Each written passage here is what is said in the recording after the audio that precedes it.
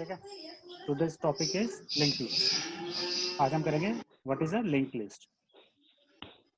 First, see the definition. Like arrays, linked list is a linear data structure. And unlike arrays, linked list elements are not stored in contiguous memory locations. The elements of the linked list are connected using pointer variables. ठीक है। अभी तक हमने एक ही data structure किया है, that is called as arrays. Arrays ही किए हम, हमारे पास 6 डेटा स्ट्रक्चर्स हैं, arrays, link list, stack, queue, tree and graphs. ठीक है। इन 6 के 6 डेटा स्ट्रक्चर्स को हमने डिफरेंट कैटेगरीज में डिवाइड किया है। हम डिवाइड करते हैं depending upon 3 basic characteristics. These are written here: linear and non-linear data structure, static and dynamic data structure, homogeneous and non-homogeneous data structures. ये 3 डिफरेंट क्राइटेरियाज है जिनके बेस में हम डिफरेंट डेटा स्ट्रक्चर्स को वेरियस कैटेगरीज में divide करते हैं। अभी हमने किया, still we have done arrays. Arrays is a linear data structure. If we talk about first category, array comes under the linear data structure category. And if we talk about static and dynamic category, the array comes under which part? Static. Array is a static data structure. And if we talk about homogeneous and non-homogeneous data structure, array comes under the homogeneous category. ठीक है, clear है? इसका reason पता आपको? Linear data structure क्यों array? Because the array elements are stored sequentially in contiguous memory location. It forms a linear relation between the elements, so it comes under the linear category. Static data structure क्यों है array? Because the memory to the array is allotted at the time of compiling. The memory is allocated at compile time, not run time. Its size is fixed. Once we have declared an array, suppose we have declared an array int a50. So we can store maximum 50 elements in that array. We cannot store more than 50 elements. So its size is fixed at the compile time. That is why it is called as static data structure. Homogeneous array is called as homogeneous data structure because the array contains the elements of the same data type. It can store the elements of the same data type. That is called as homogeneous data structure. Now we come to the linked list. Linked list क्या होती है? Like arrays, linked list is also a linear data structure. अगर हम पहली category की बात करें, linear and non-linear data structure, so linked list comes under the linear category. Linked list is also a linear data structure. Sequential element storage होती है यहाँ पे भी. Clear है? And unlike arrays, linked list elements are not stored in contiguous memory locations. Array में contiguous memory locations पे data store होता है. Suppose first element is stored at location number 100, the next element will store at location number 101, 102, 103. Contiguous memory locations में array के elements store होते हैं. But link list में ऐसा नहीं होता है. लीनियर तो है ये, it comes under the linear category, but the elements are not stored sequentially or in contiguous memory locations. They are stored in random memory locations. ये हम नीचे करेंगे डिटेल में. So linked list is also a linear data structure. Now, if we talk about static and dynamic category, then linked list comes under the category of dynamic data structure. Array is a static data structure. Linked list is a dynamic data structure. Why? Because the memory is allocated to a linked list at the runtime, not the compile time. Static memory allocation होती है if the memory is allocated at compile time, जब हम programme को compile करते हैं. And dynamic memory allocation means when the memory is allocated during the run time, जब हम programme को एग्जीक्यूट करते हैं उस टाइम पे मेमोरी, उस टाइम पे हम उसका साइज कम या ज्यादा कर सकते हैं. जितने भी एलिमेंट्स इनपुट करना चाहें हम रन टाइम पे डिसाइड कर सकते हैं. एरे के केस में ऐसा नहीं है. That is static memory allocation. तो link list comes under the dynamic data structure category. And now third one is homogeneous and non-homogeneous data structure. Array is a homogeneous data structure, but linked list is a non-homogeneous data structure because the data of different types can be stored in a linked list. जरूरी नहीं है कि अगर 10 element store करने हैं तो सारे के सारे इंटीजर ही हों. उसमें मिक्स भी हो सकता है. कुछ इंटीजर हो सकते हैं, कुछ कैरेक्टर हो सकते हैं, फ्लोट हो सकता है. Mix data we can store in the link list. That is why link list comes under the category of non homogeneous data structure. This was about the general concept about the linked list.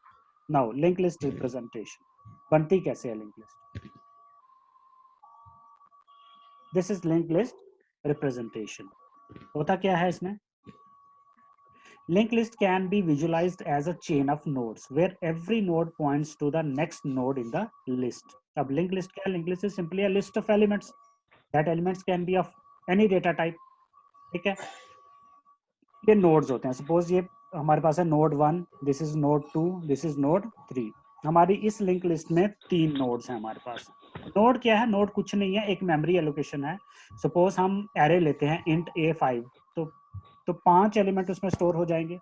ठीक है, हर एक element को एक memory allocate हो जाती है, memory cell allocate हो जाता है। Suppose first memory cell is at address number 100, second is at 101, 102, 103, 104, ऐसे कंटिन्यूअस मेमोरी एलोकेशन हो जाती है, मेमोरी सेल्स हो जाते हैं। इसी तरह से लिंक लिस्ट में भी एक नोड को एक मेमोरी सेल एलोकेट हो जाता है, but that memory cell is divided into 2 parts. Each node has 2 parts.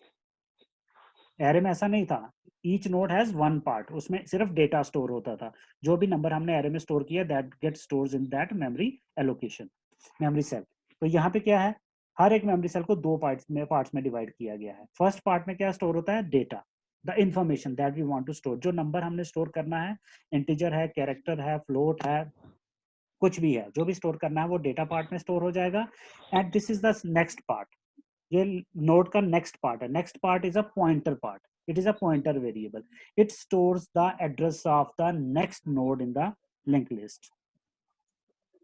ठीक है, सबसे पहला नोड हमारे पास आ गया। नोड में हमने क्या स्टोर किया? कोई भी डेटा इंफॉर्मेशन हमने यहाँ पे डेटा पार्ट में स्टोर कर दी। सपोज हमने नंबर स्टोर करने हैं 5, 10, 15, 3 नंबर स्टोर करने हैं, तो यहाँ डेटा पार्ट में 5 स्टोर हो जाएगा।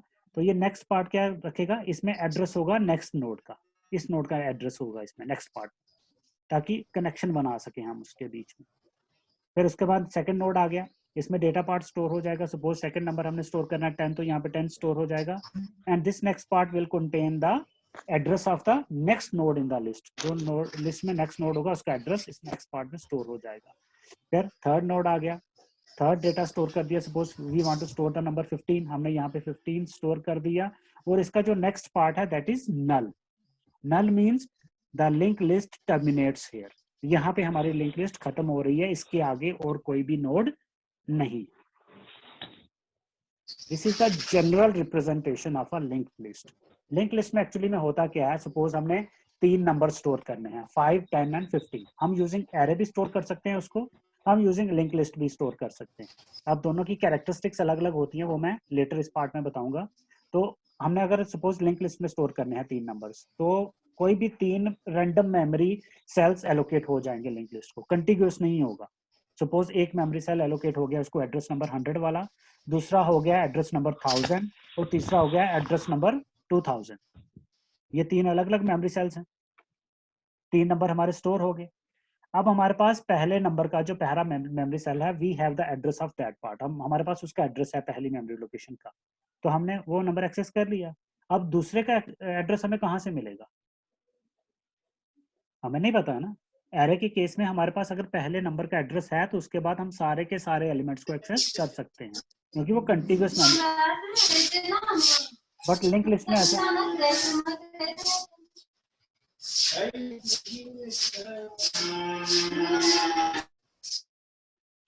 तो लिंक लिस्ट में क्या होता है? सपोज पहले एलिमेंट का एड्रेस हमारे पास है लेकिन दूसरे तीसरे का नहीं है, तो उसके लिए क्या करते हैं कि जो पहले का एड्रेस हमारे पास होता है, जो पहला मेमोरी सेल है, उसको हम 2 पार्ट्स में डिवाइड कर देते हैं। एक पार्ट में उसका डेटा स्टोर रखते हैं, दूसरे पार्ट में जो नेक्स्ट नोड है, जो नेक्स्ट मेमोरी सेल है लिंक लिस्ट का, उसका एड्रेस स्टोर कर देते हैं to create a relationship between the various memory locations, to create a link between various memory locations।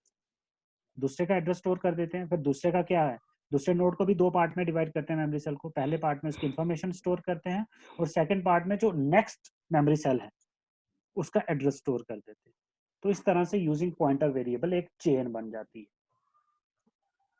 ठीक है, क्लियर है यहाँ तक? Yes sir. ठीक है, अब ये नेक्स्ट पार्ट देखो, यहाँ पे मैंने क्लियरली लिखा है ये फर्स्ट पार्ट। अब फर्स्ट क्या है? ये बाकी तो मैंने बता दिया, 3 नोड्स थे। फर्स्ट में क्या है? First is a pointer variable that stores the address of the first node. अब पहले मेमोरी लोकेशन का भी तो एड्रेस हमें चाहिए ना, पहले का एड्रेस होगा तो बाकियों का हम कनेक्ट कर देंगे। तो एक पॉइंटर वेरिएबल हम स्पेशली मेंटेन करते हैं that is called as first, which stores the address of the first node, which stores the address of the first memory location. ठीक है, अब ये नीचे लिंक लिस्ट मैंने बनाई है, 3 नोड्स हैं इसमें। पहले नोड में कोई भी डेटा स्टोर किया और इस नोड का एड्रेस है 100। दूसरे नोड में कुछ भी डेटा स्टोर किया हमने, and the address of second node is 200 and similarly the address of the third node is 300. I have assumed these addresses, कुछ भी ले सकते हो नंबर आप. अब फर्स्ट में मैंने क्या स्टोर किया है, 100. The first is a pointer variable. It stores the address of the first node of the linked list. उसने पहली नोड का एड्रेस स्टोर कर लिया. तो यहाँ से हम पहला नोड एक्सेस कर सकते हैं, पहली मेमोरी लोकेशन को एक्सेस कर सकते हैं, because we have the address. हम चले गए 100 पे, यहाँ पे जो भी डेटा है उसको जो भी एक्सेस करना है, यूज करना है, हम कर सकते हैं. तो उसके बाद नेक्स्ट पार्ट में क्या स्टोर किया है, the address of the second node. इसके इमीडिएट आगे जो नोड है उसका एड्रेस स्टोर कर दिया यहाँ पे 200. फिर इसका डेटा, अब इसके नेक्स्ट पार्ट में हमने थर्ड नोड का एड्रेस स्टोर कर दिया 300. इसका एड्रेस स्टोर हो गया. नेक्स्ट इसमें डेटा स्टोर किया और यहाँ पे कोई एड्रेस नहीं है, null, means our link list contains only 3 nodes. Clear है? ठीक है भाई, सभी को क्लियर है? Yes sir. अब क्वेश्चन अराइज होता है, why do we use the link list? अगर हमारे पास एरे है तो हम लिंक लिस्ट का यूज क्यों करते हैं? उसका रीजन क्या है? It has two main reasons. The first reason is the array is a static data structure. Array has a fixed size. The memory is allocated to array during the compile time of the program. जब हम programme को compile करते हैं तो उसको memory allocate हो जाती है. सपोज हमने एरे डिक्लेयर किया int a 50, तो उसमें 50 एलिमेंट्स ही स्टोर हो सकते हैं. जब हम प्रोग्राम को रन करेंगे, when we will execute the program, we can store at the most maximum 50 elements in that array. अगर हमें रन टाइम पे ऐसा फील हुआ कि we need to store the more elements, तो हम उस टाइम कुछ नहीं कर सकते, हमारे पास कोई ऑप्शन नहीं. एरे की ये एक बहुत बड़ी लिमिटेशन है. It is a static data structure, it has a fixed memory size जो कंपाइल टाइम पे ही डिसाइड हो जाती है. रन टाइम पे हम उसको एक्सपैंड नहीं कर सकते. First reason. Second reason, the insertion and deletion process in an array are very expensive processes. Expensive means it takes much time of the processor. lot of time. ठीक, क्यों? If we want to insert an element into an array, क्या करते हैं उस case में हम? Suppose we have 1000 elements in an array, okay, and we want to insert the new number at the location number 5. तो उसके लिए क्या करेंगे? We have to move every element one position downward, starting from the last element. Yes. We will start from the element number 1000. We will move the element from position number 1000 to 1001.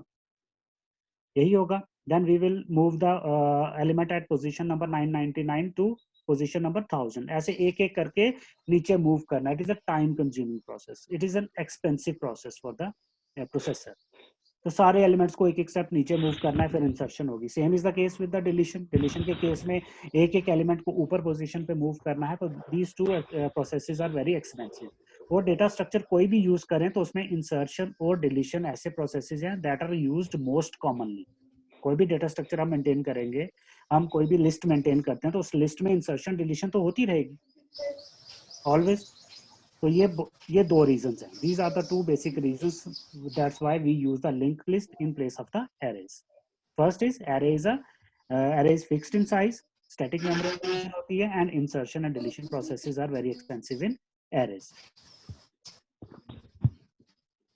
Now drawbacks of the linked list. Link list के कुछ drawbacks भी हैं. Benefits तो वो हो गए दोनों. Advantages क्या हो गए लिंक लिस्ट के? जो एरे के ड्रॉबैक्स हैं, उसमें स्टैटिक मेमोरी एलोकेशन है, फिक्स्ड मेमोरी साइज है, बट लिंक लिस्ट में डायनेमिक मेमोरी एलोकेशन है. मेमोरी हम अपने कन्वीनियंस के अकॉर्डिंग, अपने यूजेज के अकॉर्डिंग रन टाइम पे कम ज्यादा कर सकते हैं. उसमें कोई भी फिक्स्ड लिमिटेशन नहीं है. और दूसरा, इंसर्शन और डिलीशन लिंक लिस्ट में बहुत इजी है comparatively as compare to the arrays. बहुत इजी है. That is not an expensive process. Now drawbacks of the link list. Link list के भी दो ड्रॉबैक्स हैं. First one is random access is not allowed. If we want to access a number randomly, we cannot access that number.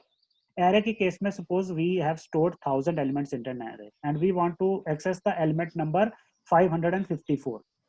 We can directly access the number a of 554. Yes, random access is available in arrays, but random access in linked list is not available. अगर हम suppose हमारी linked list में 1000 element है and we want to access the element number 495. अब उसका address तो हमारे पास है नहीं इस मेमोरी लोकेशन का. हमारे पास एड्रेस होगा सिर्फ पहली मेमोरी लोकेशन का in the pointer variable first. तो हम फर्स्ट से स्टार्ट करेंगे, उसको एक्सेस करते जाएंगे, मूव करते जाएंगे sequentially until we reach the number that we want to search or see. So random access is not available in linked list. Second drawback, extra memory space is required for a pointer variable for each element of the list.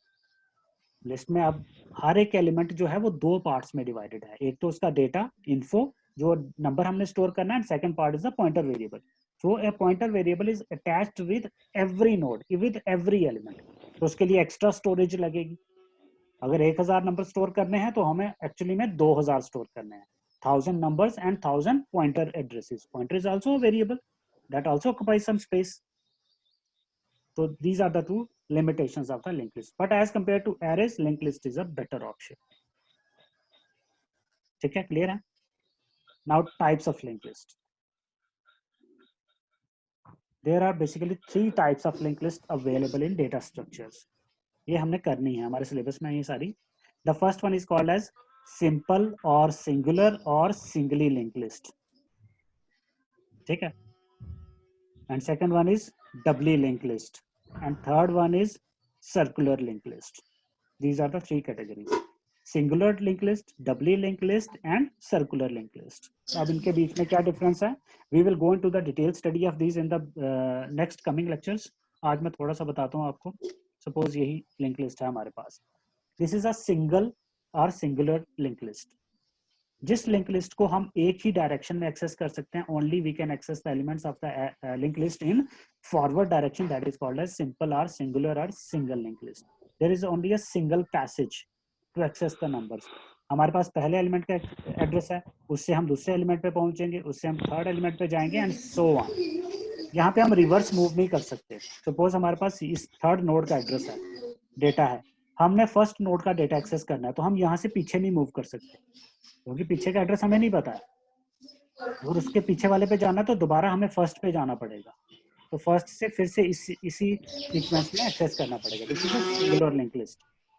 Dabali link list में क्या होता है? Every node is divided into 3 parts.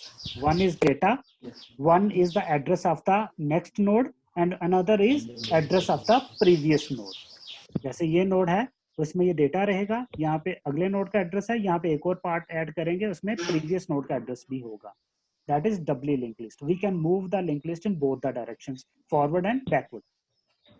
And third one is circular linked list. Circular linked list means अब इसको circular कैसे बनाएंगे?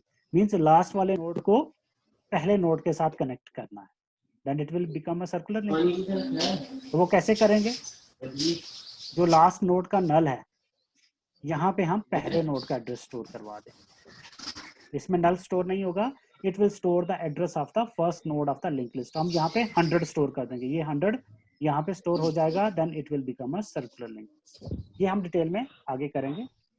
First we will start with the simple or singular or singly linked list.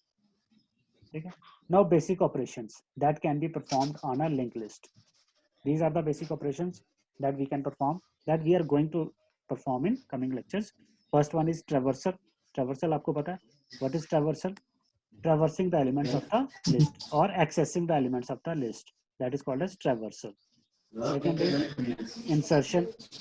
To add a new node into the linked list. We have already a linked list and we want to add a new node in the linked list. अब insertion 3 जगह पे हो सकती है. Where we want to add the new node. हमें वो नया node कहाँ add? There are 3 possible locations. We can add the node at the beginning. We can add a node at the end of the linked list and we can add a node in the middle of a linked list. 3 जगह पे insertion possible है. इसी तरह से deletion. Deletion, same case with the deletion. We can delete the first node, we can delete the last node, or we can delete the any node between the list, in the list, beginning, mid or end. Display, simply to display the complete linked list, print the list. Search, to search an element using a particular key, using a particular key. Okay? These are the various operations that we are going to perform on the now. Singular or singly linked list. Same operations, the operations on singular linked list that we are going to study: creation of a linked list, traversal of a linked list, insertion, deletion and searching. We have to perform these 5 operations on the singular linked list. ठीक है, clear है? यहाँ तक clear है भाई? Link list समझ आ गया?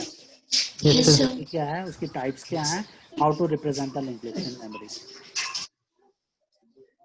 अब नेक्स्ट पार्ट इज, अब मेन पार्ट है, ये मेन चीज है. Before starting the link list we have to go through the certain things जो बहुत इंपॉर्टेंट है. लिंक लिस्ट हम बाद में स्टार्ट करेंगे. First 2 things we have to understand very clearly. सब first concept is dynamic memory allocation. मैंने कहा लिंक लिस्ट में डायनामिक मेमोरी एलोकेशन होती है वहां पे, ठीक है, स्टैटिक मेमोरी एलोकेशन नहीं है. तो उसका अपना एक वे है, अपना एक तरीका है कैसे करना है. And second is, first is dynamic memory allocation and second is structure. You have used structure variable in the semester 1 C programming language. What is a structure? How to declare a structure? How the structure members access structure variables access its members and self-referential structure. ये 2 चीजें हमने करनी है, dynamic memory allocation and structure. ये 2 चीजें understand करनी है अच्छे से, then only we can start with the link list. तो आज मैं करवाता हूँ आपको डायनामिक मेमोरी एलोकेशन क्या होती है. Dynamic memory allocation means to allocate the memory to a variable during the runtime. अभी तक आपने जितने भी प्रोग्राम्स बनाए हैं, the memory is allocated during the compile time. आप एक वेरिएबल डिक्लेयर करते हो, जैसे ये वेरिएबल मैंने एक डिक्लेयर किया, int a is equal to 5. इस वेरिएबल डिक्लेरेशन से क्या होता है, a variable is declared, the memory is allocated to the variable a memory cell is allocated to a and the value 5 is assigned into a. अब ये memory allocate कब होती है, ड्यूरिंग द कंपाइल टाइम. जैसे आप programme को compile करते हो Alt F9, the memory is allocated to this variable a. हो गई कंपाइल टाइम पे मेमोरी एलोकेट, ठीक है. This is the static memory allocation और कंपाइल टाइम मेमोरी एलोकेशन. अब किसी वेरिएबल को मुझे रन टाइम पे मेमोरी एलोकेट करवानी, मैंने int a5, मैंने int a नहीं लिखा वहां पे अपने प्रोग्राम के अंदर, मैंने एक वेरिएबल लेना है and I want to allocate the memory to the variable during the run time execution of the program. That is called as dynamic memory allocation. और उसका अपना एक वे होता है. उसके लिए C language के अंदर, because we are dealing with the C language, so C language has a number of functions to allocate the memory dynamically. These 3 functions are available in the C programming language. These 3 functions: malloc, calloc, realloc. ठीक है. Malloc means M for memory, alloc for allocation, memory allocation. Calloc means C for contiguous, alloc for allocation, contiguous allocation. Realloc, RE means re, alloc means allocation, reallocation. These 3 functions are available in C programming language to allocate the memory dynamically to a variable, to a single variable or multiple variables. So we are going to use this malloc function in our link list. हम अपनी link list के create करने के लिए dynamic memory allocation के लिए malloc function का use करेंगे, ठीक है.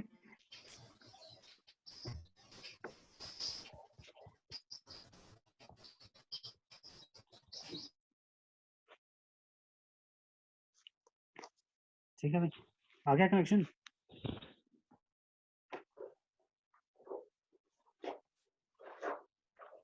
Hello,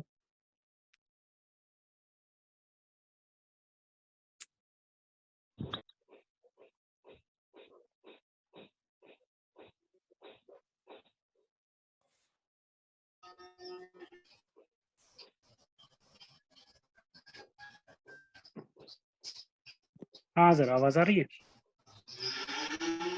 yes sir. ठीक है, आज कनेक्शन की प्रॉब्लम है थोड़ी, चलो ये जल्दी से कर लेते हैं. तो डायनामिक मेमोरी एलोकेशन के लिए हमारे पास बहुत सारे फंक्शंस हैं and we are going to use the function malloc in the link list.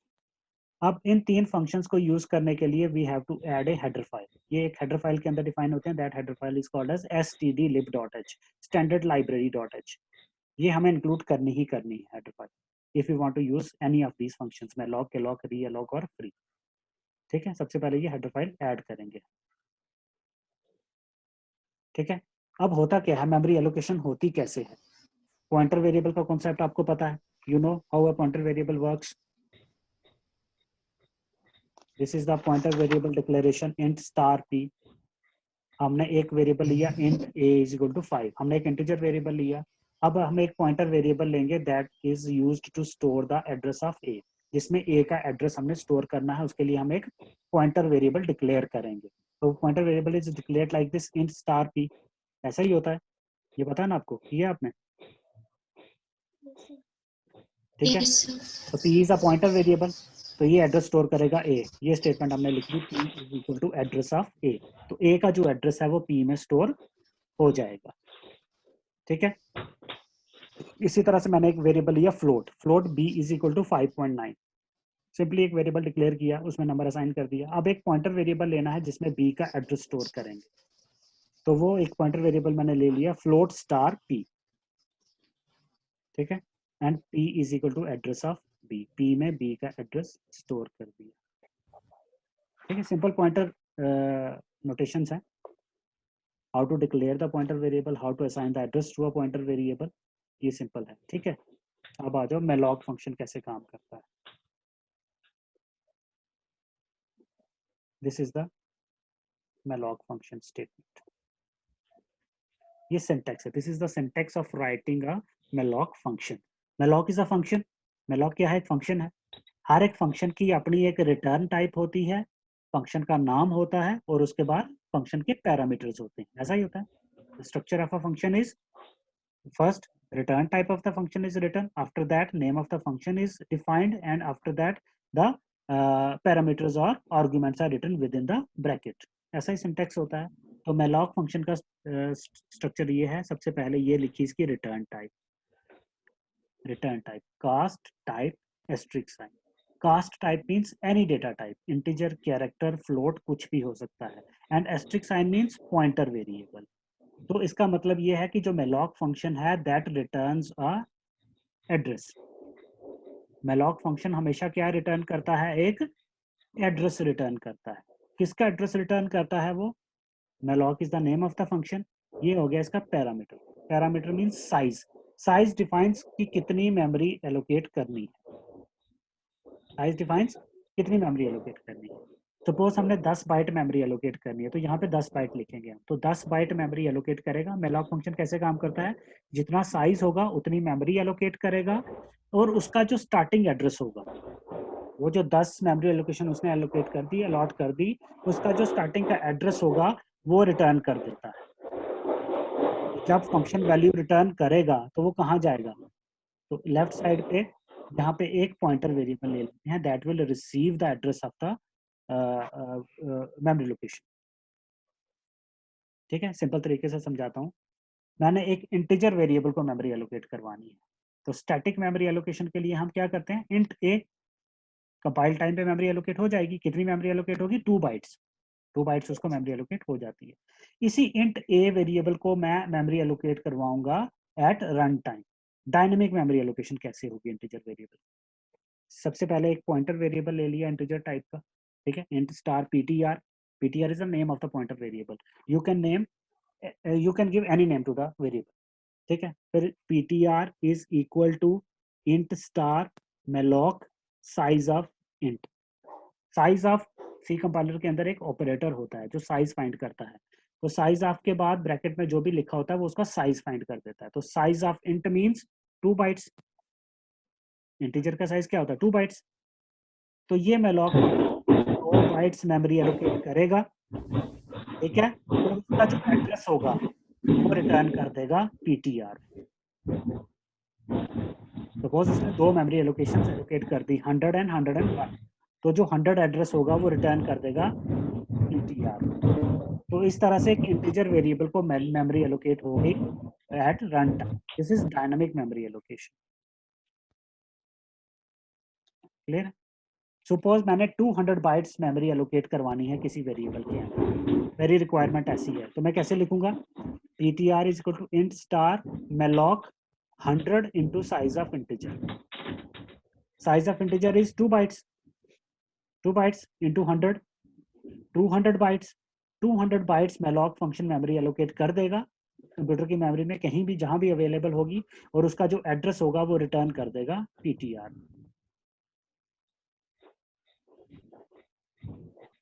ठीक है। इसी तरह से अगर सपोज एक फ्लोट वेरिएबल को मेमोरी एलोकेट करवानी है dynamically at the run time, तो क्या करेंगे, एक पॉइंटर वेरिएबल लेंगे float star PTR, then ptr is equal to float star malloc size of float. कितनी मेमोरी एलोकेट करवाएगा? Size of floats. Float means float की size 4 bytes, 4 bytes memory Yes, sir. Allocate करवाएगा and it will return the address of the memory location into the this pointer variable ptr। तो इस तरह से dynamic memory allocation हो जाती है using the malloc function. तो malloc फंक्शन में 3 चीजें होती हैं। पहले return type of the malloc function, then name of the function that is malloc MALLOC, after that parameters और आर्गुमेंट्स जिसमें साइज ऑफ लिखा जाता है कि कितनी मेमोरी एलोकेट करवानी है। इसमें हम इंटीजर को, कैरेक्टर को, फ्लोट को, डबल, लॉन्ग डबल, एरेज सभी को करवा सकते हैं। We have all the options. ठीक है, क्लियर है? Yes, sir. तो this is all about dynamic memory allocation. और जो सेकंड कॉन्सेप्ट स्ट्रक्चर, तो इसके बारे में